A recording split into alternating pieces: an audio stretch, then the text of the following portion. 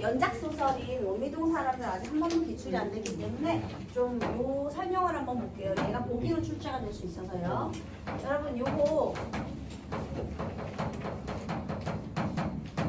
연작 소설이면서 세태 소설이죠? 자, 일단 몇 년대를 배경으로 해요? 1989년. 80년대. 그래서 1980년대의 부천시 원미동. 자, 여기에 이 공간의 의미가요. 어떤 상징적인 의미를 드러내고 있을까요? 일단 서울이 아니고 부천이에요. 서울의 위성 도시죠. 그러면 원미동으로 흘러들어간 사람들은 대부분 소득 수준이 재벌은 아니겠지. 그래서 지금 우리 의정부시하고 비슷해요. 서울의 위성 도시인데요. 그냥 은행까지 이제 은행 이자 이렇게 연끌해가지고 여기다 겨우겨우 집을 마련한 뭐 그런 사람들의 이야기, 아니면 힘겨운 노동자들의 삶의 이야기, 이렇게 얘들아 돈이 부족하면 아무래도 사람이 조금 이렇게 팍팍할 수밖에 없잖아요. 그래서 자신의 이익을 생각하는 그런 소시민들이 힘겹게 살아가는 공간입니다. 소극적인 시민이에요. 소시민들의 삶의 공간.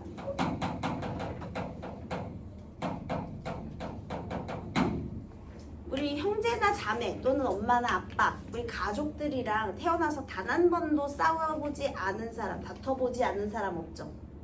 그치? 그런데 가족들이랑 다툰다고 우리가 살인을 저지르고 그런 건 아니잖아요. 다투면 자연스럽게 화해도 하죠. 여러분 여기 원미동이라는 이름을 볼까요? 멀리서 바라봤을 때 아름다운 동네거든요.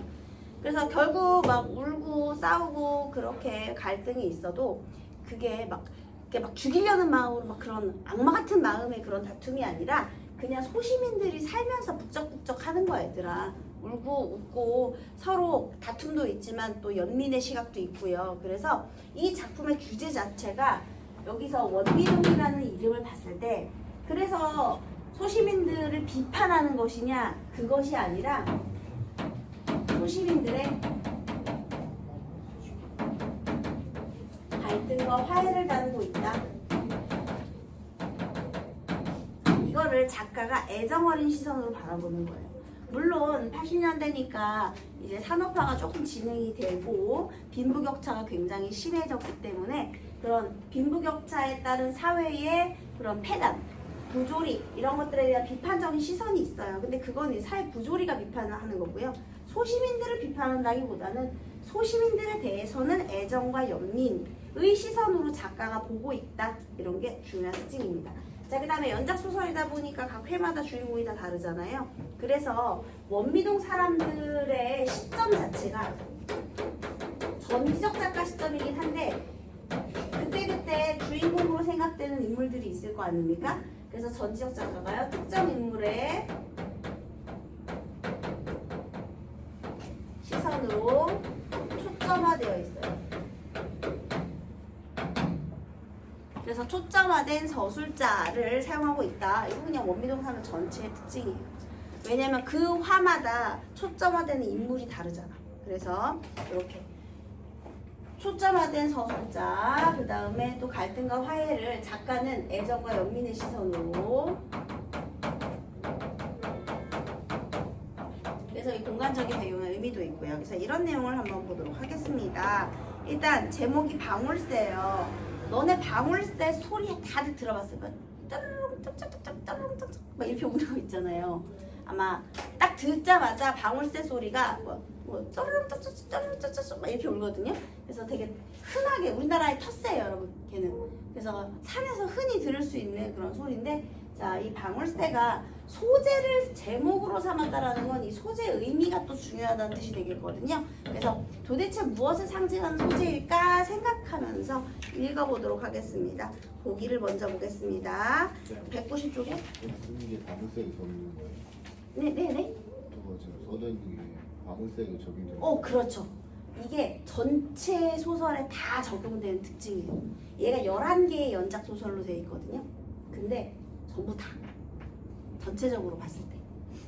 자, 그 다음 이제 방울새만의 특징을 한번 봅시다. 우리 190페이지예요. 바람직한 사회에 대한 자신의 신념을 지키기 위해 노력하는 사람들은 적극적으로 사회 문제에 뛰어든다. 그들이 겨냥하는 문제는 사회의 구조적 모순과 연결되어 있기 때문에 기득권을 지닌 집단과의 충돌은 불가피하게 되고 그 과정에서 그들은 감옥에 갇혀 자유를 박탈당하는 방식의 사회적 폭력을 겪기도 한다. 이 작품은 자유의 박탈로 인해 존재의 의의를 상실한 당사자가 겪어야 할 고통뿐 아니라 남편, 아빠의 부재 때문에 남은 가족들이 겪을 수밖에 없었던 어려움의 단면을 그리고 있다. 여러분 여기 그거 아세요? 얘도 소재가 새잖아요. 그 다음도 새가 등장하고 그 다음도 새가 등장해요. 지금 여기 수특에서. 그래서 이번에 수특은 뭘 새를 이렇게 조지려고 하는 것인지 새가 많이 등장합니다. 자, 그 다음에 특히 작품에서 주인공인 그녀가 겪고 있는 눈꺼풀의 경련은 남편이 부재한 상황에서 그녀가 느끼는 불안과 관련하여 해석할 수 있는데 이 의미는 현대인의 삶으로 확장될 수 있다. 아, 눈꺼풀의 경련이 심리적 불안으로 인해 생겨났구나. 일단 힌트 하나 얻었어요. 자, 그렇다면 보도록 하겠습니다. 188쪽. 황록색의 그늘로 덮여있는 먼 산을 바라보다가 그녀는 문득, 여러분 여기서 주인공이 이제 그녀예요. 그런데 그녀는 지금 뭘 갖고 있냐면 눈꺼풀의 경련을 갖고 있대요. 너네 그거 아니? 원래 눈 경련 일어나는 거 왜 그러죠? 마그네슘. 마그네슘 부족.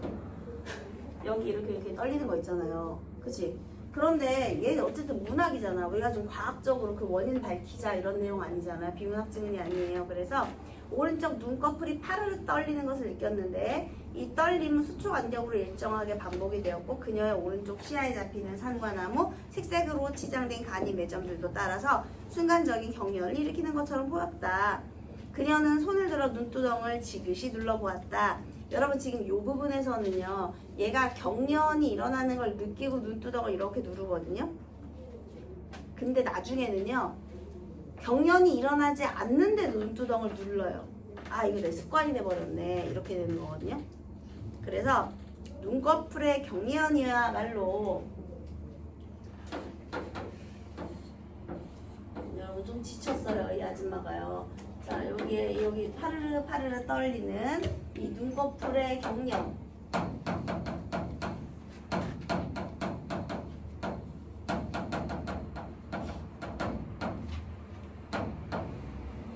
자 이게 물론 마그네슘 부족일 수도 있지만 아까 우리 보기에서 읽었죠. 무엇으로 인해서 생긴 것이다? 남편의 부재로 인한 심리적 불안.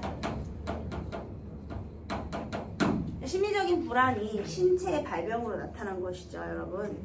그런데 이미 오래전부터 그녀를 간섭해온 익숙한 증상이었으므로 눈두덩을 압박한 몸짓 그대로라도 얼마든지 걸을 수 있긴 하였다. 여러분 이제는 이 눈꺼풀의 경련이 익숙해졌대요. 그러면 불안에 익숙해졌다라고도 볼 수가 있겠죠. 다시 여러분 얘가 이 그녀가요. 눈꺼풀의 경련을 어떻게 여긴다? 익숙하게 여기고 있다라는 부분이 지금 여기 기억으로 나온 거잖아요. 그죠? 그러면 이 그녀가 대표하는 삶은요. 불안에 익숙해진 현대인을 대표하는 인물입니다. 현대인의 삶으로 아까 확장해보자고 했잖아.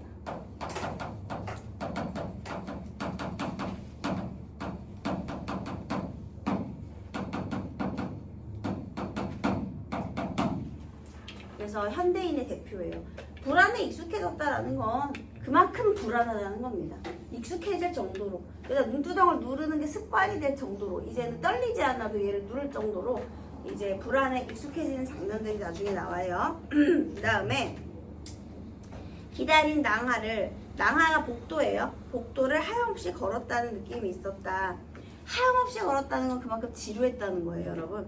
그때도 양쪽의 흰 벽과 침묵하는 천장이 수초 간격으로 경련을 일으켰고 경련을 일으켰다라는 건 천장이 경련을 일으켰다는 건 사실 내 눈꺼풀이 떨리고 있는 장면입니다. 그녀의 손은 또 눈두덩을 짓뭉개고 있었다. 그러나 면회실로 들어가는 도중에 여러분 얘 지금 어디 가고 있어요?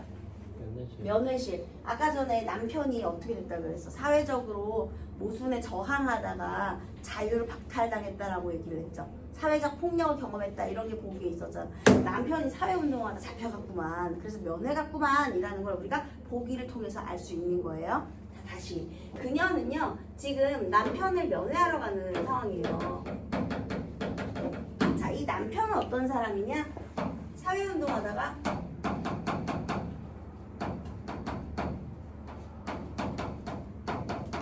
수감됐어요.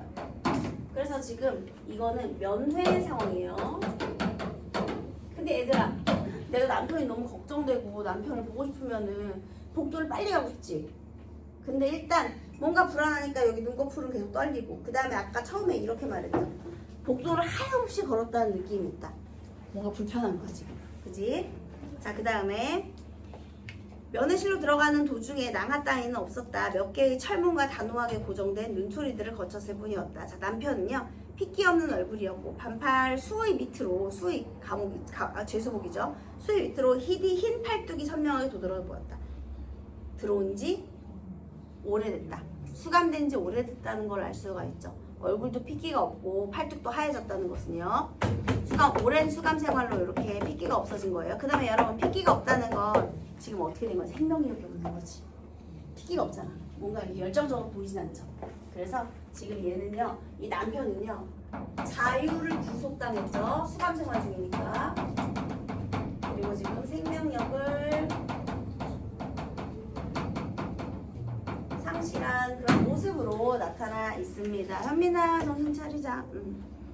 자, 그 다음에요. 네모 반듯한 공간 안에서 그들은 확실히 둘로 갈라져서 모습을 내보이고 있다.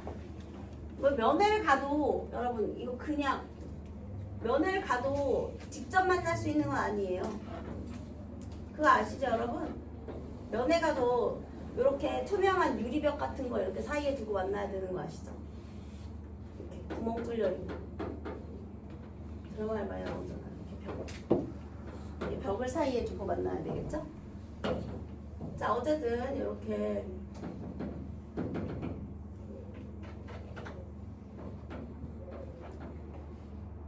핏기가 없는 이제 그냥 핏기 없는 얼굴이에요. 선생님이 일부러 지금 얘네 마주보고 있지 않죠? 아, 이건 얘는 이쪽 볼까? 얘네 마주보고 있지 않아요. 서로 다른 거 보고 있게 일부러 그렇게 그린 거예요. 자, 어쨌든 창백해 핏기가 없는 얼굴이라고 했습니다. 생명력이 없어진 거예요. 자, 그 다음에 여기서 둘이서 지금 어때? 따로 지금 이렇게 격리돼 있죠. 그러면 얘네들은 몸도 벽으로 격리돼 있겠지만 지금 면회를 와서 이 둘이 심리적으로도 격리가 되어 있다라는 걸 알 수가 있어요. 물질적이고 심리적인 격리. 자주 보는 친구들하고는 맨날 통화를 해도 그렇게 할 말이 많아요, 얘들아. 그치? 그런데 오랜만에 만난 사람하고는 별로 할 말이 그렇게 많지 않아요, 생각보다. 그런 거 느끼시나요, 여러분? 오랫동안 안 만나면 할 말 되게 많을 것 같지? 그런데 정말 오랜만에 만난 친구하고는 별로 그렇게 사실은 할 말이 처음에 중요한 인사만 하고 나면 할 말이 없고 오히려 매일매일 보는 친구들하고 할 말이 더 많은 거야. 그래서 자, 얘네도 지금 서로 이렇게 좀 서먹서먹합니다. 그 다음에 그는 저쪽에 그녀는 이쪽에 한 겹 쇠망을 거두어 버릴 수도 있는 두 손을 깍지찌워 잠재우고서 그녀는 맥없이 남편의 등 뒤 약간의 얼룩과 손자국이 묻어있는 잿빛의 벽을 쳐다보았다. 그 또한 아무 이유 없이 바닥에다 후후 입김을 불어대고 입김을 발기질로 닦아내고 있다는 몸짓을 해보였다. 여자는 남편을 보는 게 아니라 벽을 보고 있죠. 그 다음에 남편은 아내를 보는 게 아니고 뭐 하고 있어요? 바닥을 그냥 이렇게 하고 있어요. 그래서 서로 지금 이렇게 시선이 교차하고 있지 않다라는 겁니다. 그 다음에 A 부분 볼게요. 서술상의 특징 물어보겠네. 장식 없이 숲잡한만 커다란 벽시계는 소리도 날카롭게 면회실을 울리고 체각. 그녀는 마침내 흰 벽에 얼룩보기를 끝내고 남편을 본다. 오리 속에 갇힌 짐승의 여러분 남편의 처지를 무엇에 빗대었어요? 우리 속에 갇힌 짐승에 빗대었죠. 그러나 이제는 번뜩이지 않는 눈빛으로 지금은 안 번뜩인다는 건 과거엔 번뜩였었다라는 뜻이 되겠죠. 그러면 과거에는 뭔가 생명력, 의지 이런 것들이 굉장히 강인했겠네. 그러니까 사회운동도 했겠지. 하지만 지금은 어때? 자유로 구속당했기 때문에 모든 것을 이제 다 포기한 상태네요. 번뜩이지 않는 눈빛으로 그 또한 그녀를 본다. 지난번 경주의 감기는 다 나았는가? 얘들아, 경주는 얘네 딸이에요. 아들 아닙니다. 얘네 대화를 한대요. 저번에 경주 감기 걸렸다며. 경주 감기 다 나았어? 그랬더니 질문이 오면 한참 뒤에 그녀는 이제 여름이 다 지났나 보다. 무슨 소리예요, 여러분? 여러분, 얘네 대화 내용 어때? 얘네 둘의 대화 내용은 로또예요, 여러분. 서로 안 맞아요. 절대 안 맞아요. 무슨 소리 하는 거야, 지금. 경주 그 딸 감기 났어. 근데 이제 여름이 다 지났네. 무슨 소리 안 맞잖아요. 게다가 또 그 다음 내용 볼까요? 걱정하지 말고 마음 편히 지내 라는 말이 새마을 건너면 시골의 사촌 형님네서 마늘이 왔다. 뭔 소리야. 걱정하지 마. 이런 말을 했더니 사촌 형님이 마늘을 보내셨더라. 지금 얘네 이 대화 내용 어때요? 서로 맞지가 않죠? 그러면 지금 이 대화 내용을 통해서 작가가 의도한 상황은 뭐예요? 서로 소통의 부재. 소통도 안 되고 있는 거예요. 서로 원활하게 소통이 안 되고 있어. 서로 이상해. 의미 없는 대화를 하고 있죠.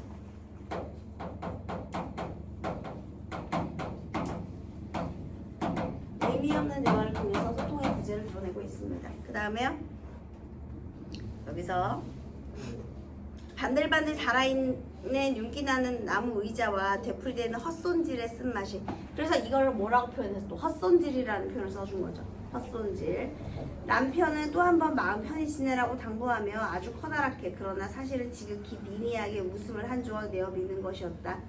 계속되는 헛손질이 끝나고 말았다는 뜻의 마지막 카드를 얼굴에 남기고 그는 돌아온 몸으로 다시 빠져나가고 그녀 또한 몸을 돌이켜 이쪽 세상으로 빠져나온다. 연애가 끝난 거죠. 의미 없는 대화만 하다가요.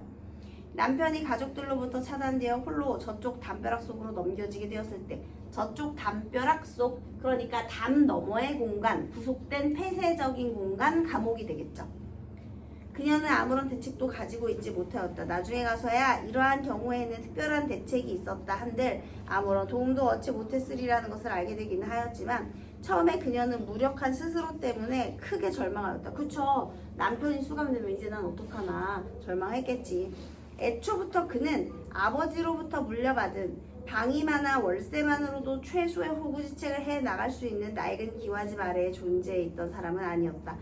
여러분, 어쨌든 남편은 그래도 물려받은 재산이 좀 있었나 봐. 그치? 그런데 재산만 가지고 현실에 안주하는 사람이었던 거예요? 아니라는 거죠. 이런 사람이 아니었던 거예요. 자, 그래서 그 사람은 세모하시래요. 낡은 기와집 아래에 존재해 있던 사람, 그 사람 세모해봐. 낡은 기와집 아래에 존재해 있던 사람의 그 사람 세모하세요. 현실에 안주하는 삶의 태도를 가진 사람이죠. 현실에 안주하는 사람. 그는 그럼 어떤 사람이었느냐? 이 세상의 모든 이들이 가능하기만 하다면 평등하게 그리고 따뜻한 마음을 나누면서 살아야 한다고 생각하던 사람이었다. 이 사람은 동그라미 해보세요. 제법 있는 집 자식으로 태어나가지고요. 월세만 받아 처먹어도 그냥 먹고는 살 수 있었어. 그런데 얘는 그렇게 현실에 안주하는 삶이 아니었던 거야. 이 사람은 과거에 어떤 사람이었느냐? 자, 남편이 바라던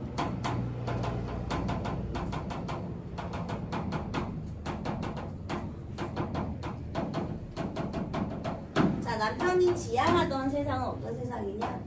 빈부격차 없이 모두가 평등하게 잘 사는 세상. 이걸 꿈꿔왔던 거죠. 빈부격차 없는. 우리 원미동 사람들의 그 배경을 보면 빈부격차 얘기가 굉장히 많은 부분을 차지하고 있거든요. 그래서 당대에 이런 빈부격차 문제가 굉장히 사회적으로 큰 문제였다라는 것도 알 수가 있죠. 빈부격차 없이 이렇게 모두가 잘 사는 세상을 만들고 싶어서 사회운동을 했겠죠. 그러면 결국 여러분 이 부분에서 또 알 수 있는 건요. 우리 빈부격차 문제가 사회적으로 큰 이슈였다. 즉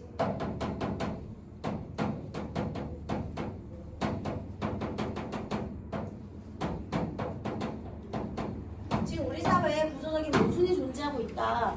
왜냐하면 봐봐, 잘 사는 새끼들은 이렇게 아무것도 안 하고 놀고 처먹어도 자기 잘 살 수 있잖아. 또 대물려주고 대물림 해주면 되고. 그래서 빈익빈, 부익부라는 말이 생겨났죠. 말하자면 그 다음에요. 그 생각이 어느 무렵부턴가 주장으로 바뀌었고 그는 주장만은 신봉하는 것처럼 보여줬다. 그렇기 때문에 그녀는 비어있는 남편의 자리를 눈여겨보지 않고 사는 법을 터득하고자 했다. 남편은요, 가정에 충실한 스타일이라기보다는 신념을 중시하는 사람이었던 거예요. 자기의 신념에 따르는 삶을 살았죠. 그리고 이제 그녀가 남편 대신 집안을 돌보고 있었는데 그녀 스스로 남편의 자리, 그러니까 가정적인 사람은 아니었기 때문에 그렇게 비워두고 있었다. 자, 중략 부분 줄거리. 이렇게 면회를 끝마치고요. 늦은 가을 기분 전환도 할 겸 5살 난 경주를 내리고 과천의 동물원에 가게 된다. 사실은 얘네 둘이 간 건 아니고요. 여기 옆에 식당 주인하고 친해요. 그래서 거기서 또 아들이 있어가지고 그렇게 같이 갑니다. 남자예요? 예? 남자예요? 여자. 그런 내용은 없어요. 여자. 재미없다. 자, 그 다음에요. 여기 동물원에 가게 되는데요. 자, 이번에는 여기에 이제 딸내미가 있어요.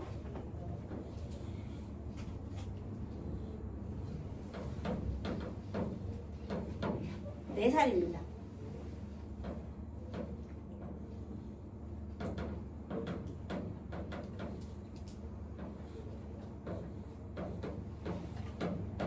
자, 4살 난 딸내미하고 동물원에 갔어요. 과천 동물원이면 서울에 되겠네, 그지? 서울에. 자, 어쨌든 둘이서 동물원에 가게 됐어요. 여기는 아까 감옥 면회 사건이고요. 자, 이번에는 동물원 방문.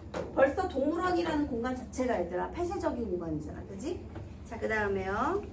가로 세로 1m쯤의 유리 상자들이 벽을 따라 즐비하게 세워진 그곳. 1m 정도의 유리 상자들이 쭉 있대요. 유리 상자. 그러면 동물원 속에 지금 어디를 갔느냐? 그 뒤에 나오는데 헛발이요? 새 있는 곳. 저기 방울새가 있어야 되니까요. 그래서 조류원.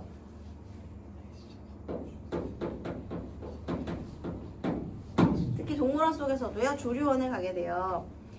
자, 그런데요, 썩 좋지 않은 냄새를 풍겨주었다. 새똥 비린내가 얼마나 심하겠습니까?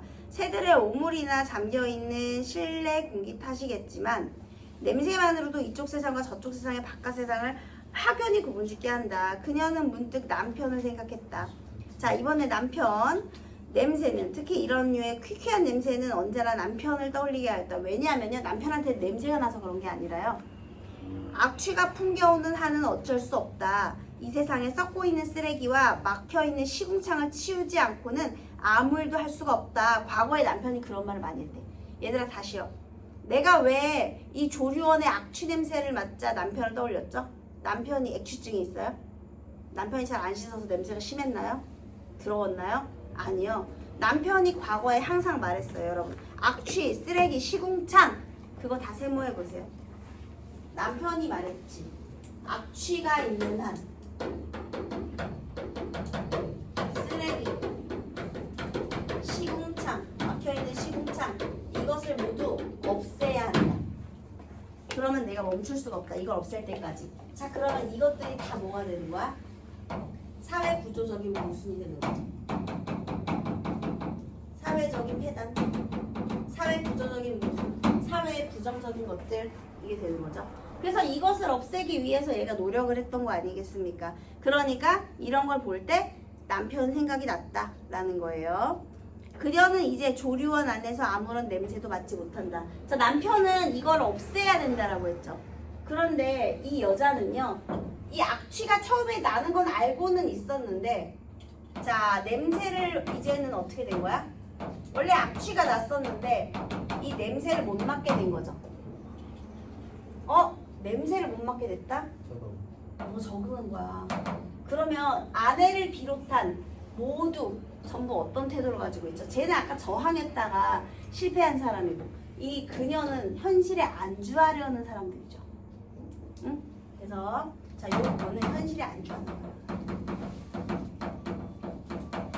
소시민이지.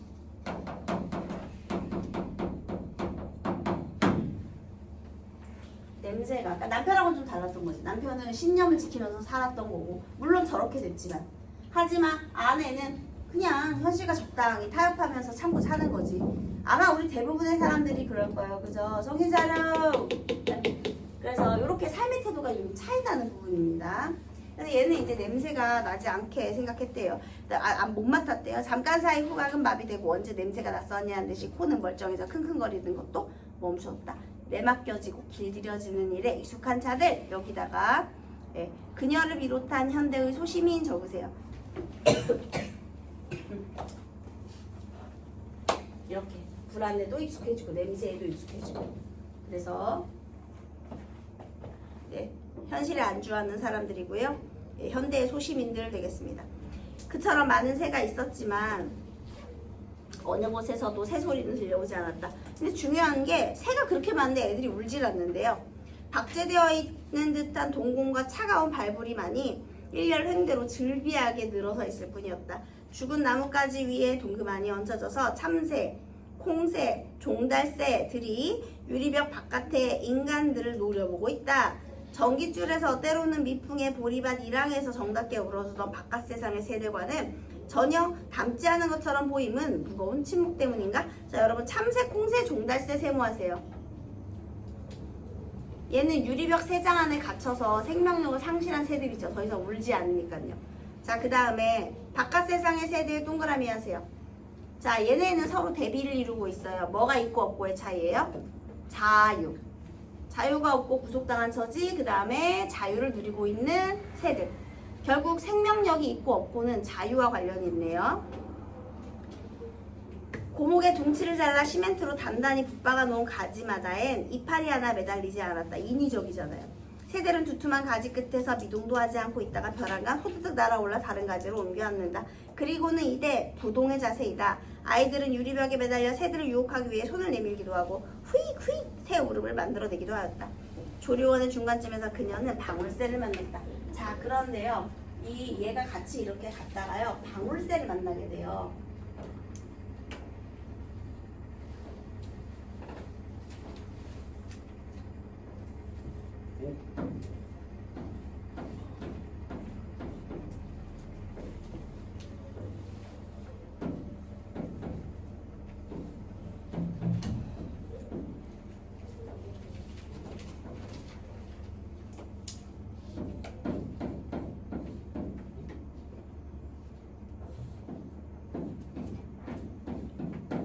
네, 방울새 이렇게 생겼어요. 그래서 괜찮다. 방울새 그 털 색깔이 그렇게 예쁘지 않아요. 그냥 평범한 색이 잿빛색이에요. 근데 울음소리를 들으면 아, 산에서 들어본 적 있는 것 같다 그런 울음소리예요. 떠르륵 막 이렇게 울어요. 자, 그러면 다시 텃새라고 했어. 우리나라 자주 보는 새예요. 자, 그런데 방울새를 봤어. 불이나 깃털의 색깔로 방울새를 알아낸 것은 물론 아니었다. 팻말을 통해 잿빛 깃털의 음울한 눈매랑 그것과 바쁘시고 나서 적잖이 실망을 한다. 여러분, 이게 방울새라는 건 어떻게 알았어요? 팻말. 여러분, 그러면 그녀는 방울새를 처음 보았다. OX 어때요? 처음 봤다. 처음 본 거. 그렇게 유명한 방울새였는데 얘 처음 본 거야. 그래서 조금 실망했어.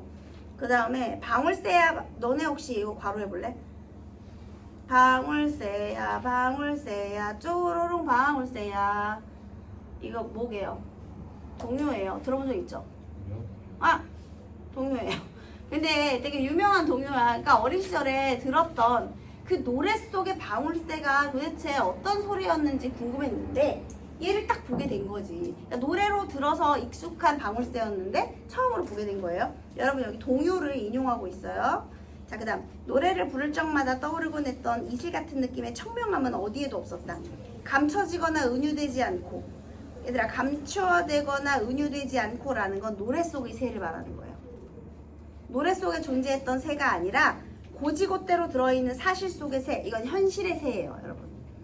그러니까 새장 속에 갇힌 존재의 새 앞에서 그녀는 잠시 의아해한다. 그리고 이내 깨닫는다. 아니, 왜 이렇게 별 볼 일이 없지? 아, 노래. 아마도 노래가 사라진 탓이었다. 방울 같은 목소리 동그라미 해볼래요? 아주 중요해요. 방울 같은 목소리로 목청껏 노래를 부르고 있을 때만 그것은 방울새로 불려진다. 자, 여러분 얘가 이렇게 유리 속에 갇혀 있어요. 그런데 얘가 지금 어떻게 된 거야? 쪼르릉 쪼르릉 소리가 없어. 쪼르릉 소리가 없어. 지금 여기서 방울새가 소리가 없어. 침묵을 하고 있단 말이에요. 여러분, 그러면 방울새인데 방울 소리를 내지 않아. 그러면 그녀가 이 방울새를 보면서 누굴 떠올리겠니? 자유를 잃고 구속당한 남편. 그래서 저 방울새는 결국 이 남편이에요. 그리고 여러분, 방울새의 본질은 뭘까요? 이거야. 방울 같은 목소리. 거기다가 본질. 존재의 의라고 적으세요. 존재의 의. 그러니까 이름도 방울새잖아. 얘가 방울새이려면 울어야 돼. 근데 얘 지금 울지 않아. 그래서 방울 같은 목소리로 목청껏 노래를 부르고 있을 때만 방울새로 불려진다. 이게 존재의 의의예요. 여러분, 그래서 있잖아, 이 방울 같은 목소리는요, 여러분 김춘수의 꽃 있죠, 꽃. 몰라요. 내가 그의 이름을 불러주기 전에는 그는 하나의 의미 없는 몸짓에 지나지 않았잖아요. 이름을 불러주었을 때 나에게로 와서 꽃이 돼요. 그런데 나도 누군가에게 꽃이 되고 싶어요. 누군가가 나에게 나의 빛깔과 향기에 걸맞는 이름을 불러주었으면 좋겠다라고 하거든요. 그냥 이름이 아니야. 아무 이름이나 부르면 안 돼. 내가 쟤한테 야 영재야 그러면 쟤가 영재가 되니? 쟤 수연이잖아. 그치? 그러면 쟤한테 맞는 이름을 불러줘야 그게 이름인 거야. 그치? 다시. 김춘수의 꽃에서 존재의 의의를 드러내는 것은 빛깔과 향기예요. 빛깔과 향기에 알맞는 이름을 불러야 그게 그 사람의 진짜 이름이 되는 거거든요. 그러니까 여기도 마찬가지. 방울 같은 목소리를 지니고 있어야 얘가 의의가 있는 건데 지금 여기서 침묵하고 있잖아. 얘가 울질 않아. 소리가 없어. 그래서 얘가 좀 이상하다고 생각했던 거예요. 자, 그 다음에 노래하지 않고 있는 방울새는 단지 잿빛 깃털을 가진 한 마리의 날 것에 불과하다. 의미가 없다는 거죠. 거기 의미 X. 저 새가 바로 방울새란다. 그래도 그녀는 딸에게 가르쳐 주어야 했다. 한 소절 한 소절을 따라 부르게 하면서 노래를 가르쳐 주었듯이. 얘들아, 그러면 노래는 언제 가르쳐 준 거야? 어릴 때 과거에. 그래서 우리가 그때 불렀던 그 노래 속의 방울새가 바로 쟤야. 이걸 알려준 거죠. 이거는 간밤에 고방울 어디서 따왔니? 쪼로롱 고방울 어디서 따왔니? 이런 노래가 있어요. 아, 원래 이거보다 잘할 수 있는 선생님이 선풍기를 잠깐 틀었는데 머리 말리려고 튼 채로 잠이 들었습니다. 얼굴에 직방으로. 너무너무 추워가지고 새벽에 깼는데 목소리가 나갔더라고요. 여러분도 조심하세요. 선풍기를 얼굴에다 틀고 잠을 자면 선생님처럼 될 수 있어요. 예, 그래서 또 동요를 또 인용했죠. 그래서 글쎄 어디서 따왔을까? 방울이 어디에 있었는가를 경주는 물었고 그녀는 방울이 있음직한 곳을 찾기 위해 곰곰 생각해 보곤 했었다. 그곳은 어디에 있을까? 지금은 왜 방울을 따오지 못한 것일까? 두터운 유리벽 안에 갇혀서 푸른 하늘 대신 시멘트 천장을 이고 죽은 나뭇가지 위에 앉아있는 한은 방울을 따올 수 없을 것이 분명했다. 자, 한마디로 지금 이 방울새는요, 우리 무엇을 잃었어요? 목소리를 잃었죠. 그쵸? 그러니까 여기서 우리 남편은요, 사회에 이렇게 저항하려는 지금 구속당했기 때문에 자유의지를 잃었죠. 이게 본질이었는데.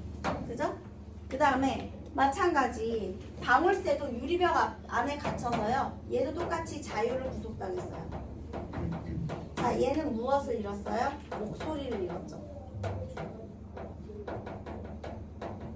그래서 이런 처지가 똑같은 거야. 방울새가 그래서 내가 느끼기에 이 남편이 방울새와 지금 처지가 같구나.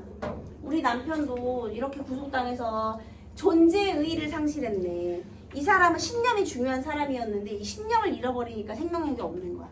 이게 중요한 사람이었는데 삶의 의의가 없어진 거죠. 얘도 마찬가지로. 그래서 방울새를 보면서 남편을 생각하게 돼요. 자, 그 다음에 경주는 신이 나서 노래를 부르기 시작한다. 그녀와 마찬가지로 경주 또한 방울새를 보는 것은 처음이었다. 둘 다 노래로만 듣고 처음 본 거예요. 노래 속에서만 있었던 새를 눈앞에 두고 아이는 쨍쨍한 목소리로 노래를 부르고 있다.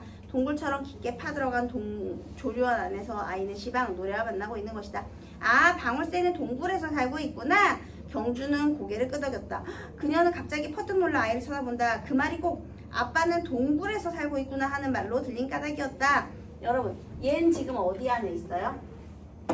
조류원 안에 있죠. 얘는 어디 안에 있어요? 감옥 안에 있죠. 그것을 뭐라고 표현한 거예요? 동굴로 표현한 거죠.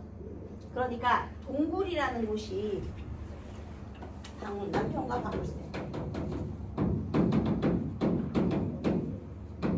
폐쇄적인 공간이잖아요. 그래서 이렇게 둘이 자유를 구속당한 채 폐쇄된 공간에서 지내고 있는 공통점이 있네요. 한때는 함께 산 적도 있었지만 지금은 아빠가 여기 동굴 속에 살고 있구나라고 아이가 소리친 줄만 알았다. 이렇게 된 거예요. 그래서 얘가 나중에 동물원 구경 마치고요. 집에 가면서 생각합니다. 다음에 면회 가면 내가 어떤 기분 나쁜 꿈 꾼 거부터 시시콜콜한 작은 얘기를 다 해줘야지 하고서는 마음 먹으면서 돌아가요. 5살이요? 아니 이 마누라가.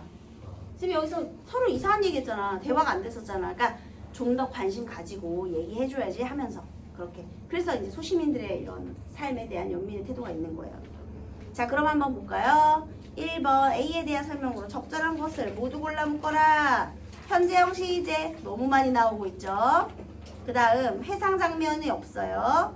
대화를 큰 따옴표 없이 받고 서로 관련 없는 내용을 주고받는 인물의 모습. 정답은 4번. 윗글의 내용으로 적절하지 않은 것은 다 맞는데 3번. 예전에 엄마로부터 배운 방울새, 경주는 방울새 울음소리를 들으며 예전에 엄마로부터 배운 방울새 노래를 떠올렸다. 방울새 울음소리를 들으며 맞아요? 아니요. 아니, 안 울었어. 울음소리 못 들었어. 엄마가 알려줘서 안 거야. 방울새라는 걸 몰랐는데 방울새는 울지 않았습니다. 그래서 틀렸어요. 자, 그 다음 3번 뭐가 틀렸을까요?